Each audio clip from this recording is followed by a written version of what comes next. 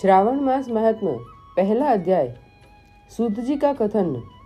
एक बार सूत जी सौनक तथा अन्य ऋषिगणों की सभा में पधारे। सूत जी ने उन्हें आदर पूर्वक प्रणाम किया और बैठने के लिए आसन दिया। उनके बैठने के बाद मुनि श्रेष्ठ सौनक जी ने सूत जी से पूछा, हे प्रभु, हम सब मुनियों की इच्छा हो रही है कि आप हमें कोई ऐसी कथा सुनाइए जिसे सुनकर हम सब तृप्त हो जाए। हमने आपके मुख से अनेक आख्यान सुनकर आनंद प्राप्त किया है। आपके मुख से हमने तुला राशि का सूर्य होने पर कार्तिक मास का महात्म्य, मकर राशि का सूर्य होने पर माघ मास का महात्म्य तथा मेष राशि का सूर्य होने पर वैशाख मास का महात्म्य सुना है। अब इन मासों से भी उत्तम कोई मास हो तो हम उसका महात्म्य सुनना चाहते हैं। सौनक जी का आग्रह सुनकर सूत जी बड़े प्रेम पूर्ण शब्दों में बोले कि श्रोताओं में निम्नलिखित 12 गुण होने चाहिए। दंभ रहित, आस्तिक बुद्धि, सठता रहित, परमात्मा में भक्ति, भगवत चर्चा सुनने की तीव्र इच्छा, नम्रता, ब्राह्मण भक्त, सुशील स्वभाव, धैर्यवान, पवित्र, तपस्वी तथा दोषारोपण रहित। ये सब गुण आप सज्जनों में विद्यमान हैं। इसलिए मैं प्रसन्नता पूर्वक आपको तत्व की बात सुनाता हूँ। एक बार ब्रह्मा पुत्र सनत कुमार ने भगवान शिव से पूछा, हे महादेव, हमारे हृदय में ऐसे मास के महात्म्य को सुनने की इच्छा हो रही है जो सब मासों में श्रेष्ठ हो। उस मास में कर्मों के करने से अनंत फल की प्राप्ति हो। संसार के कल्याण के लिए ऐसे मास के सभी धर्मों का वर्णन विस्तार पूर्वक बताने की कृपा करे। भगवान शिव ने सनत कुमारों की इच्छा जानकर कहा, वर्ष के 12 महीनों में श्रावण मास मुझे सबसे अधिक प्रिय है। पूर्णिमा को श्रावण नक्षत्र का योग हो जाने से इस मास का नाम श्रावण पड़ा है।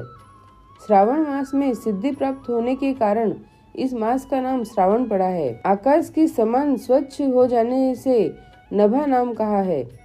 श्रावण मास के फलों को कहने के लिए ब्रह्मा जी हुए। इसका महामात्य को देखने के लिए इंद्र हुए और भगवान अनंत ने इसके फल को कहने के लिए 2 सहस्र जिह्वा धारण की थी। इसलिए श्रावण मास के धर्मों की गणना करने के लिए पृथ्वी पर किसी में भी सामर्थ्य नहीं है। इस मास की कला को भी अन्य मास प्राप्त नहीं कर सकते।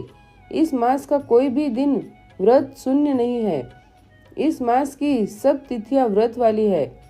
सनत कुमार बोले, हे महादेव, आपने अभी बताया कि इस मास की प्रत्येक तिथियां व्रत वाली है, अतः आप मुझे बताइए कि किस तिथि में कौन सा व्रत रखा जाता है, उस व्रत का अधिकारी कौन है, उसका फल क्या मिलता है तथा उस व्रत को करने की विधि क्या है, किसने इस व्रत को किया है, उसकी उद्यापन विधि क्या है, उसका देवता कौन है, पूज्य कौन है, पूजन सामग्री क्या है, प्रधान पूजन किसका करना है, जागरण विधि क्या है, किस व्रत का क्या समय है। हे प्रभु, आप मुझे ये सब बातें कृपा कर विस्तार पूर्वक बताने की कृपा करें। श्रावण मास आपको क्यों प्रिय हुआ? इसे पवित्रतम किस कारण से कहा गया है? इस मास में कौन सा अवतार उत्तम माना गया है? इस मास में कौन सा अनुष्ठान करने योग्य माना गया है? हे प्रभु, आप सब प्राणियों के लाभार्थ मुझसे कहे। रविवार से शनिवार तक जो व्रत आदि किए जाते हैं वह कृपा कर बताने का कष्ट करे। आप सब देवताओं में बड़े होने के कारण महादेव कहलाते हैं। पीपल के पेड़ में 3 देवों ब्रह्मा विष्णु महेश का निवास कहा गया है। उसमें भी आपका निवास सबसे ऊपर कहा गया है। आप कल्याण रूप होने के कारण शिव, पाप नाशक होने के कारण हर कहलाते हैं। शरीर में गणेश जी का अधिष्ठान रूप 4 दल का मूलाधार नाम का चक्र है।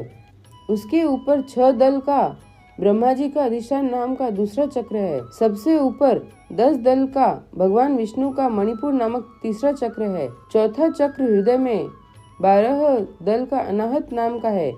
इस चौथे चक्र में आपकी स्थिति कही गई है। आपका निवास सबसे ऊपर होने के कारण आपको मुख्यतः कहा गया है।